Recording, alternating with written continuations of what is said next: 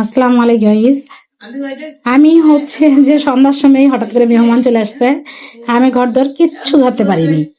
তো যাই হোক, মনে হলো যে বিছানা টিছানা যে ঝাইরে আমি ওদেরকে একটু চা দিই, কারণ আমার ফ্রেন্ড আসছে একটা।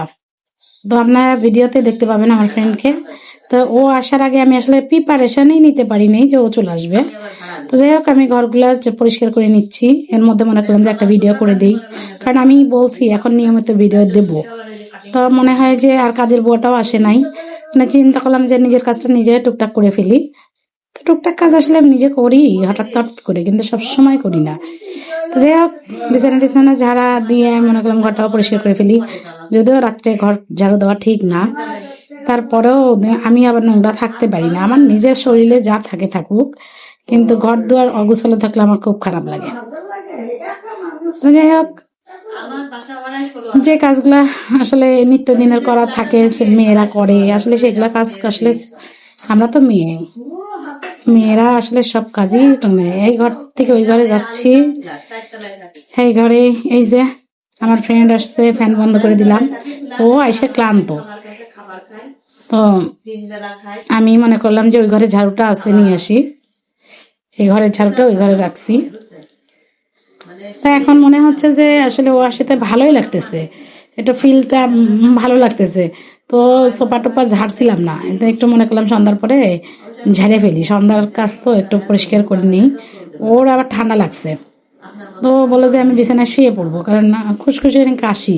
তা আমি চা চুলাতে দিয়ে আসছি, গ্যাস ছিল না আমার, ভিডিওটা নিতে পারিনি তখন গ্যাসে। তো ঝেড়ে নিলাম বিছানাটা, সামান্য একটু ঝাড়লাম, ও শুয়েই ছিল। তো হঠাৎ করেই আসছে আমার বাসায়,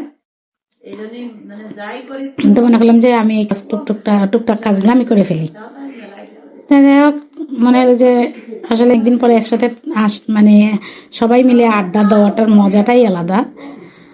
তো আমি আসলে খাইতেই দিতে পারিনি এখনো, কারণ আসার পরে আমি সন্ধ্যার নাস্তা নেইনি, তবে চা দিছি, এখন আবার দেবো, কারণ ও চায়ের খুব পাগল। কারণ প্রত্যেকটা কোনো না কোনো নেশা থাকে, আর ওর নেশা হচ্ছে চা খাওয়ার। আর তার মধ্যে আবার ঠান্ডা লাগছে, এই জন্য আসলে মনে করলাম যে একটু আদা দিয়ে চা করে দিই। চা করলে অবশ্যই চাটা খাওয়ার পরে দেখবে ও একটু ভালো লাগবে।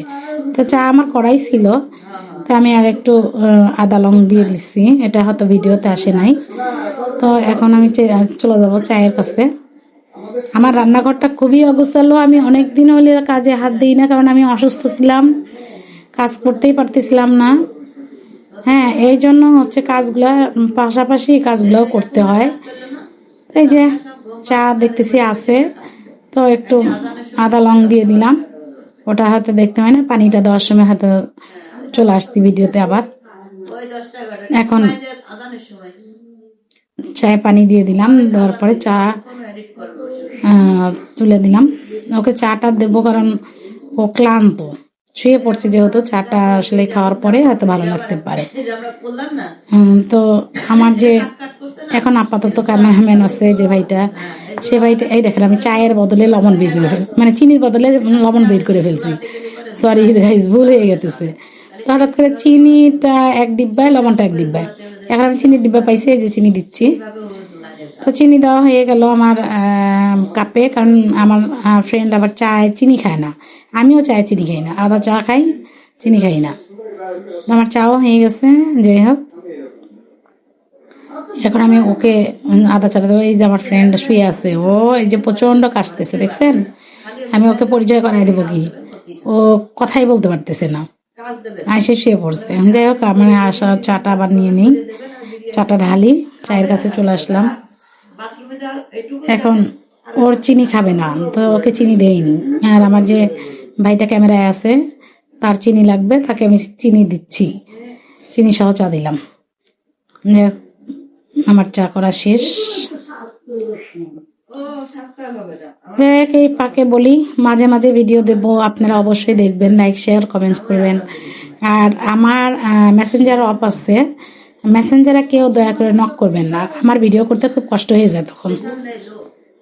তো যারা আছেন তারা অবশ্যই ইয়ে করবেন, আমাকে কমেন্টস করবেন, আমি আপনার রিপ্লাই কমেন্টস নিয়ে আসবো, উত্তর নিয়ে আসবো, রিপ্লাই নিয়ে আসবো। এই যে আসতেছি, এই যে দিলাম, আমার ফ্রেন্ডকে দিলাম, ও উঠলো।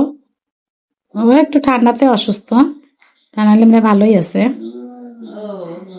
ও এসে কয়েকটা ভিডিও করলো, ওরও চ্যানেল আছে, ওর একটা চ্যানেল আছে, ইউটিউব চ্যানেল। তো আমি ওর ভিডিও চ্যানেলের লিঙ্কটাও দিয়ে দেবো, দেখবেন। তা আমরা অনেক গল্প করতেছিলাম, মজা করতেছিলাম। আসলে এই সময়টা খুব হাসি ঠাট্টার, কেন অনেকদিন পরে ওর সাথে আমার দেখা,